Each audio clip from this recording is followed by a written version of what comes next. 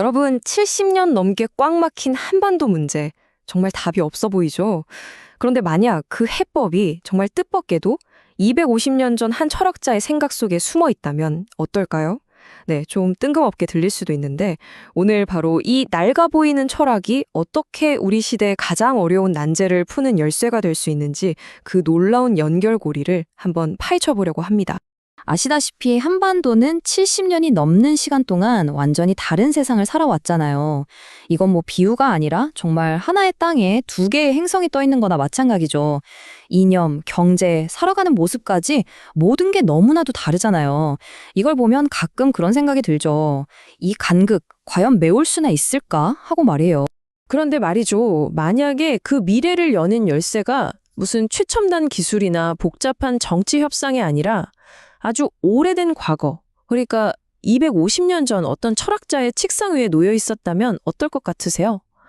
네, 바로 이 황당하게 들릴 수도 있는 가정이 오늘 우리가 함께 풀어볼 미스터리의 시작입니다.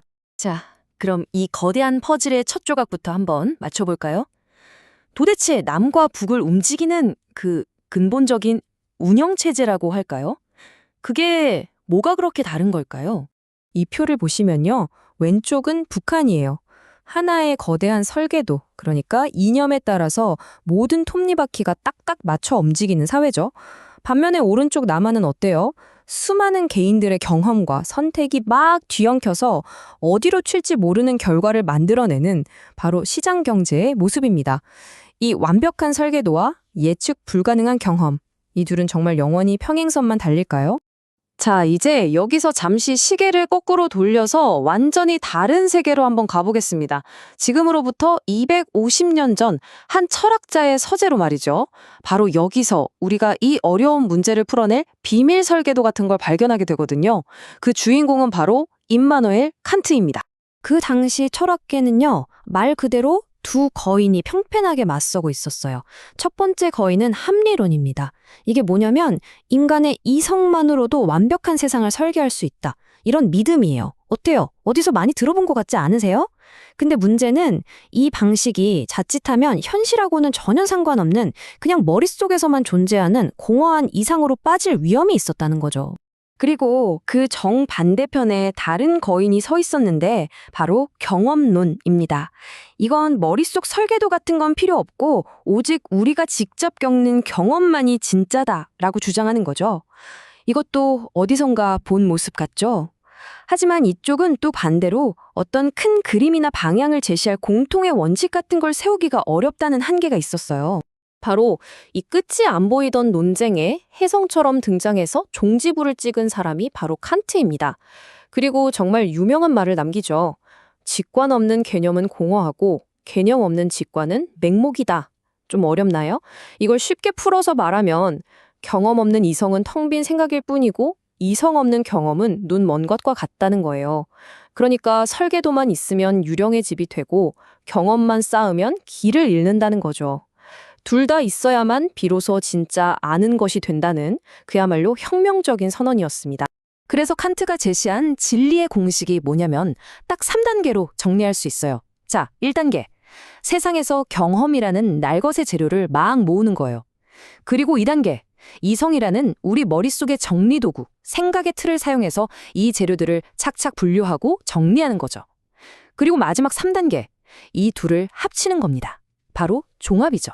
이렇게 해야 비로소 의미 있는 결과물이 나온다는 거예요. 자, 그럼 이제 준비가 됐습니다. 우리 다 같이 이 칸트의 렌즈를 딱 끼고 다시 한반도를 들여다볼까요? 과연 우리가 지금까지 보지 못했던 어떤 새로운 모습이 드러날지 정말 궁금한데요. 이 렌즈를 끼고 북한을 보면 딱 그 모습이에요. 칸트가 그토록 경계했던 모습. 현실이라는 생생한 경험은 싹 무시한 채 오직 머릿속 이성만으로 세상을 재단하려고 하는 거죠. 모든 걸 계획하는 완벽한 청사진은 있는데 정작 그 안에서 살아가는 사람들의 실제 삶과는 점점 더 멀어지는 그런 이상향이요. 그렇다면 남한은요? 정확히 그 반대편에 서 있는 거죠. 칸트가 말했던 또 다른 극단. 어떤 거대한 방향이나 공동의 목표 같은 건 없이 오직 개개인의 경험과 욕망이 정신없이 부딪히는 혼돈의 장. 네, 우리가 매일 겪고 있는 자본주의 시장의 모습, 바로 그 자체입니다. 자, 바로 이 표가 오늘 이야기의 핵심, 심장부라고 할 수 있습니다. 저를 따라서 한번 천천히 보시죠. 자, 첫째 줄, 이념이라는 설계도 영역을 보면 북한은 국가계획, 남한은 자유주의를 내세우죠. 여기까지는 뭐 다 아는 얘기예요. 그런데 둘째 줄, 현실이라는 경험 영역으로 내려와 보면 어때요? 북한에서는 생존을 위한 투쟁이 벌어지고 남한에서는 정말 치열한 시장 경쟁이 벌어지죠. 그 결과가 어떻게 되느냐? 마지막 줄을 보세요.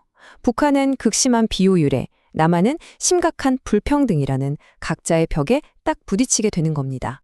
그런데 여기서 정말 놀라운 반전이 있습니다.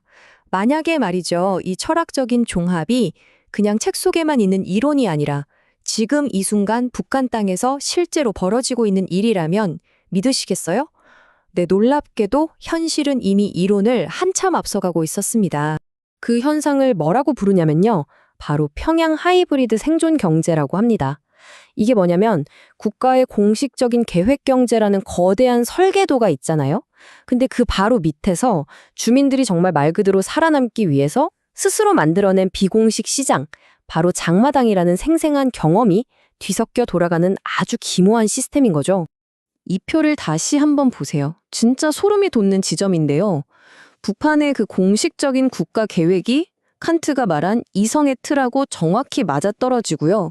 장마당에서 벌어지는 온갖 일들이 바로 경험 데이터에 해당하는 거예요. 그리고 그 사이에서 어떻게든 살아남으려는 주민들의 하루하루의 선택이 바로 칸트가 말한 종합의 과정 그 자체인 겁니다. 이분들은 철학을 공부해서가 아니라 정말 오직 생존을 위해서 자신도 모르게 칸트를 실천하고 있었던 거죠. 그러니까 핵심은 바로 이거예요. 북한은 칸트 철학을 공부해서가 아니라 순전히 오직 살아남기 위해서 자신들도 모르는 사이에 가장 칸트적인 실험을 하고 있었다는 이 놀라운 사실 말입니다. 청 비어버린 계획, 즉 이성과 너무나도 치열한 현실, 즉 경험이 생존이라는 절박한 이름 아래에서 어쩔 수 없이 만나고 있었던 거죠. 자, 그렇다면 이런 생각이 들죠. 북한 주민들이 생존을 위해서 자신들도 모르게 찾아낸 이 길을 우리가 통일이라는 더 큰 목표를 위해서 의도적으로 설계해 볼 수는 없을까 하는 겁니다. 바로 여기서 이 아이디어를 구체적으로 발전시킨 칸트, 곽인옥 3층 통합 모델을 한번 살펴볼게요. 마치 건물을 짓는 것처럼 3층으로 되어 있는데요. 자, 1층, 가장 중요한 기반은 인간의 존엄성이라는 칸트 철학의 핵심 원칙입니다. 이걸 딱 깔고 그 위에 2층, 여기서는 국가가 식량이나 에너지 같은 필수적인 건 계획을 하고 나머지는 시장에 맡기는 하이브리드, 제도를 올리는 겁니다.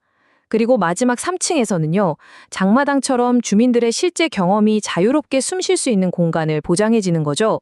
이 세 개의 층이 톱니바퀴처럼 딱 맞물려 돌아갈 때 비로소 진짜 통합이 가능해진다는 그런 비전입니다. 오늘 이야기를 정리해보면 250년 전에 낡아 보이는 철학이 70년이나 묵은 분단의 벽을 허무는 새로운 열쇠가 될 수도 있다는 거잖아요. 그렇다면 이런 질문을 던져볼 수 있겠죠. 우리가 오늘 사용한 이 종합의 렌즈를 한반도 문제 말고 또 어떤 현대사회의 갈등에 적용해 볼 수 있을까요? 어쩌면 우리가 찾는 가장 새로운 해법은 우리가 이미 오래전에 잊어버린 가장 오래된 지혜 속에 숨어 있는 건 아닐까요?